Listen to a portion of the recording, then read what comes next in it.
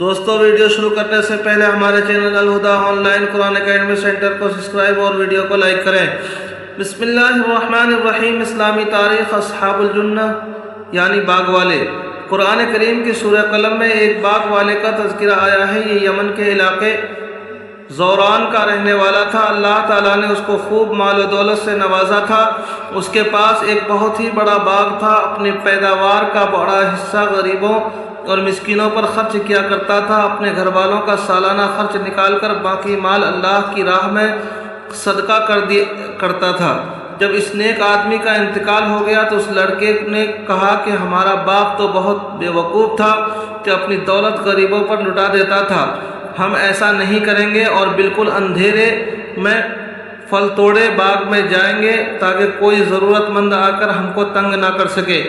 ابھی انہوں نے یہ فیصلہ کیا ہی تھا کہ اللہ تعالیٰ نے ان کے باغ اور کھیتوں کو تیز اور گرم ہوا کے ذریعے رات ہی میں جلا کر راکھ کر دیا۔ جب ان لوگوں نے وہاں پہنچ کر باغ اور کھیت کی حالات دیکھی تو افسوس کرتے ہوئے رہ گئے اور اپنے برے فیصلے پر بہت شرمندہ ہوئے۔ بلا شبہ غریبوں اور مسکینوں کا حق نہ دینے والا اور خدا کی راہ میں خرچ نہ کرنے والوں کے ساتھ اللہ تعالیٰ کا ایسا ہی معاملہ کرتا ہے۔ حضور صلی اللہ علیہ وسلم کا معجزہ ایک اوقیہ سونے میں برکت ہے۔ حضرت سلمان فارسی رضی اللہ عنہ فرماتے ہیں کہ جب مجھے رسول اللہ صلی اللہ علیہ وسلم نے میرا قرض ادا کرنے کے لیے سونا دیا تو میں نے کہا یا رسول اللہ اتنے سے میرا قرض کیسے پورا ہوگا؟ تو رسول اللہ صلی اللہ علیہ وسلم نے اس کو بوسہ دیا اور پھر مجھے دیا اور فرمایا جاؤ اللہ تعالیٰ اس سے تمہارا قرض ادا کر دے گا۔ حضرت سلمان رضی اللہ عنہ فرماتے ہیں کہ میں وہ لے کر گیا اور اس میں سے وزن کر کے دیتا رہا یہاں تک کہ میں نے ان سے 40 اوقیہ ادا کر دیا۔ نوٹ ایک اوقیہ تقریباً 40 درہم کے بقدر ہوتا ہے جو تقریباً 3.25 تولے سے کچھ زیادہ ہوگا۔ ایک فرض کے بارے میں پردہ کرنا فرض ہے۔ قرآن میں اللہ تعالیٰ فرماتا ہے عورتوں تم اپنے گھروں میں ٹھہری رہا کرو اور دور جہالت کی طرح بے پردہ مت پھرو۔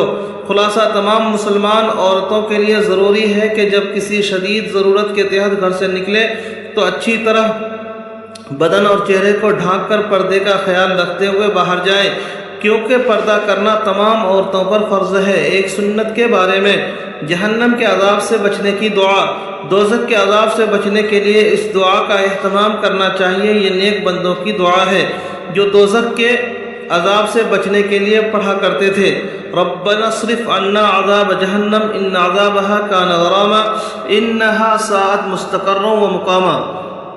ترجمہ: اے ہمارے رب ہم سے جہنم کا عذاب دور رکھ کیونکہ اس کا عذاب پوری تباہی مچانے والا ہے اور بے شک جہنم برا ٹھکانہ اور بری جگہ ہے۔ ایک اہم عمل کی فضیلت آنکھوں کی بینائی چلے جانے پر صبر کرنا۔ رسول اللہ صلی اللہ علیہ وسلم نے فرمایا اللہ تعالیٰ فرماتا ہے جب میں اپنے کسی بندے کو اس کی 2 محبوب چیزوں کی آزمائش میں ڈالتا ہوں اور وہ صبر کرتا ہے تو میں ان 2 محبوب چیزوں کے بدلے اسے جنت عطا کرتا ہوں۔ 2 چیزوں سے مراد دونوں آنکھیں ہیں۔ ایک گناہ کے بارے میں مرتد کی سزا جہنم ہے۔ قرآن میں اللہ تعالیٰ فرماتا ہے یقیناً جو لوگ ایمان لائے پھر کافر ہو گئے پھر ایمان لائے پھر کافر ہو گئے پھر اپنے کفر میں بڑھتے ہی چلے گئے تو ایسے لوگوں کو اللہ تعالیٰ ہرگز نہیں بخشے گا اور ان کو سیدھی راہ بھی نہیں دکھائے گا۔ دنیا کے بارے میں دنیا ہی کو اپنا مقصد بنانے والا۔ قرآن میں اللہ تعالیٰ فرماتا ہے آپ ایسے شخص سے اپنا خیال ہٹا لیجئے جو ہماری نصیحت سے منہ موڑ لے اور دنیاوی زندگی کے علاوہ اس کا کوئی مقصد نہ ہو۔ ان لوگوں کے علم کی پہنچ یہیں تک ہے، یعنی وہ لوگ صرف اسی دنیا کے چیزوں کے بارے میں جانتے ہیں اور اسی دنیا ہی کو مقصد بنا رکھا ہے۔ آخرت کے بارے میں کم عذاب والا دوزخی۔ رسول اللہ صلی اللہ علیہ وسلم نے فرمایا اہل جہنم میں سب سے کم عذاب میں وہ آدمی ہوگا جس کے قدموں کے اٹھے ہوئے تلووں کے نیچے 2 انگارے ہوں گے جس سے اس کا دماغ اس طرح کھولے گا جس طرح تانبے کی گرم پانی والی ہنڈیاں کھولتی ہے۔ طب نبوی سے علاج، زمزم کے فوائد۔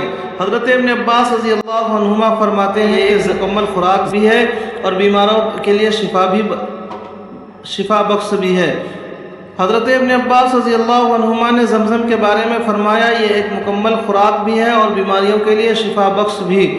نبی کریم صلی اللہ علیہ وسلم کی نصیحت، رسول اللہ صلی اللہ علیہ وسلم نے فرمایا مال خرچ کرو اور مال کو ذخیرہ نہ کرو ورنہ اللہ تعالیٰ سے